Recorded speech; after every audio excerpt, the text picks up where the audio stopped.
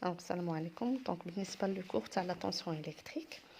On va expliquer c'est quoi la tension électrique et son concept. Alors, si on considère un château d'eau, donc pour que l'eau circule vers une maison, on va prendre la salle de bain par exemple, où il y a un baignoire.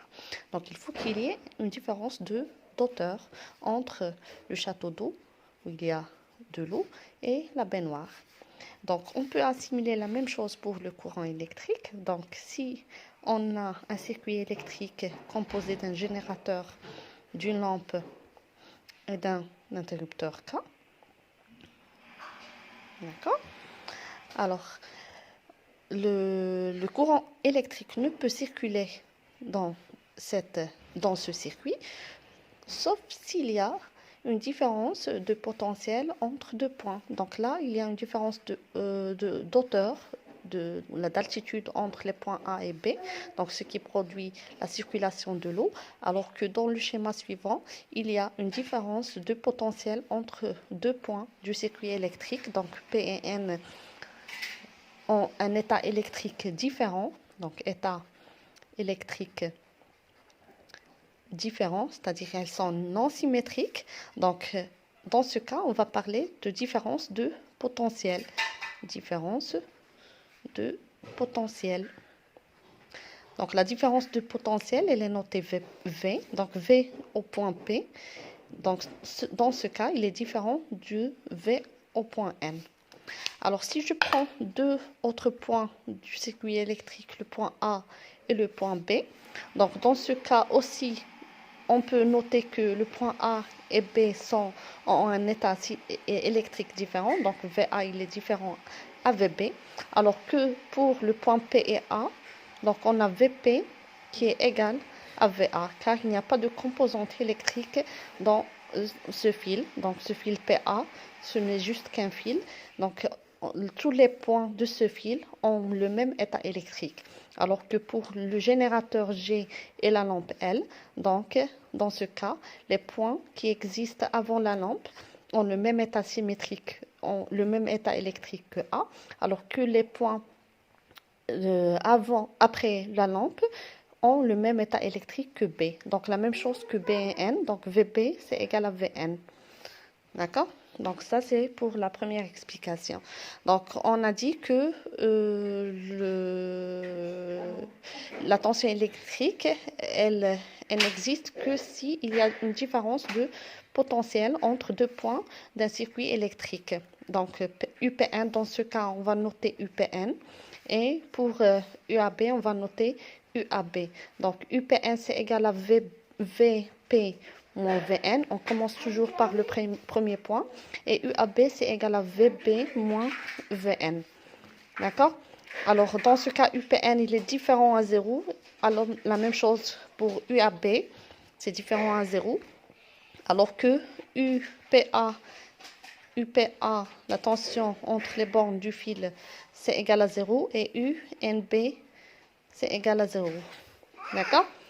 Alors, la deuxième propriété qu'on doit savoir, c'est comment présenter une tension électrique. Donc, on a une composante AB, une composante électrique AB. Donc, il y a un courant électrique qui circule dans ce sens, c'est-à-dire de A vers B. Donc, pour représenter la tension électrique, on la représente par un flèche. Ce flèche, son extrémité est attachée au point A. Donc, et on écrit UAB, toujours de B vers A. Donc, UAB. Alors, si on inverse, si on veut représenter la tension UBA, dans ce cas, la flèche sera de A vers B et on écrit UBA. D'accord? Alors, quelle est la relation qui existe entre UAB et UBA? Donc, UAB, c'est égal à VA moins VB. Et UBA, c'est égal à VB moins VA. Alors, si on compare les deux relations, on va trouver que UAB, c'est égal à moins UBA. Et on va dire que la tension, c'est une grandeur algébrique. Algébrique. c'est-à-dire qu'elle peut être soit positive ou bien négative. Maintenant, on va passer à comment mesurer la tension électrique.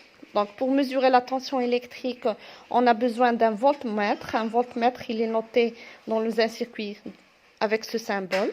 Donc, un voltmètre, il a toujours deux bornes, comme tout appareil, comme tout dipôle. Donc, une borne, elle est notée V, et la deuxième borne, elle est notée comme. D'accord? Alors, pour mesurer la tension UAB, si on veut mesurer la tension UAB entre les bornes d'une composante AB, d'un dipôle, un dipôle ayant deux bornes, A et B. Donc, dans ce cas, on doit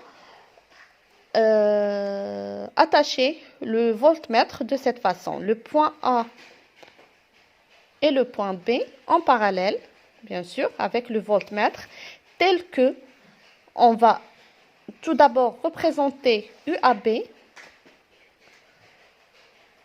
Donc, dans ce cas, le V du voltmètre, c'est la borne positive, elle va être liée avec le point A et le point COM sera lié au point B. D'accord? Donc, dans ce cas, on va mesurer une tension positive. Donc, UAB, dans ce cas, c'est positif si le courant électrique passe de ce sens. C'est-à-dire que le potentiel du point A, il est supérieur au potentiel du point B. Car si le courant passe de ce sens, c'est-à-dire que le point A, il est lié à la borne positive du générateur.